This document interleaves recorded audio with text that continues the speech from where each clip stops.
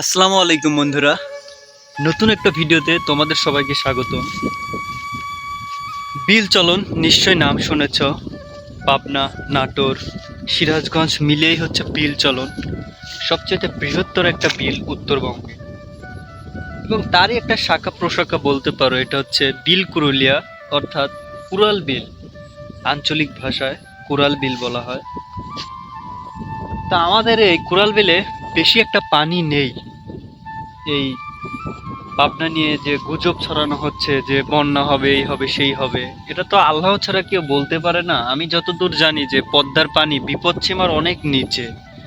আর এই যে বিল, এসব বিলে তেমন একটা পানি নেই। এই যে আমি যেখানে দাঁড়িয়ে আছি, এটা একটা নতুন রাস্তা করা হয়েছে বিলের মধ্য দিয়ে। এই রাস্তায় পানি ওঠার সম্ভাবনা নেই। পানি এই যে অনেক নিচে দেখা যাচ্ছে।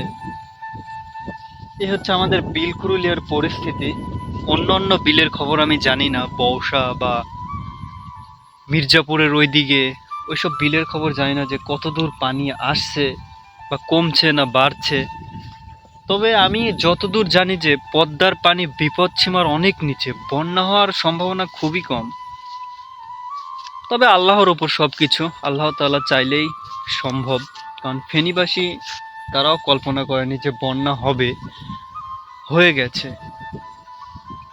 তো যাই হোক, এই যে আমাদের বিলের সৌন্দর্য, বিলের পরিবেশ, আমি একটু হেঁটে হেঁটে দেখাই। বাতাস বইছে পূর্ব দিক থেকে, দারুণ লাগছে।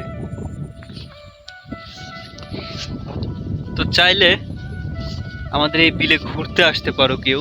এই যে বিলের মাঝখান দিয়ে রাস্তা চলে গেছে, একদম বিলের মাঝখান পর্যন্ত। শেষে একটা বট গাছ লাগানো হয়েছে, সুন্দর একটা পরিবেশ, দারুণ। বিকেলে অনেক মানুষ আসে, ঘোরে, একটা পর্যটক কেন্দ্রের মতো দেখায়। দেখতেই পাচ্ছ যে দূরে কি সুন্দর রাস্তা বয়ে চলে গেছে। এটাই হচ্ছে আমাদের বিল কুরুলিয়া, বিল কুরুলিয়ার সৌন্দর্য।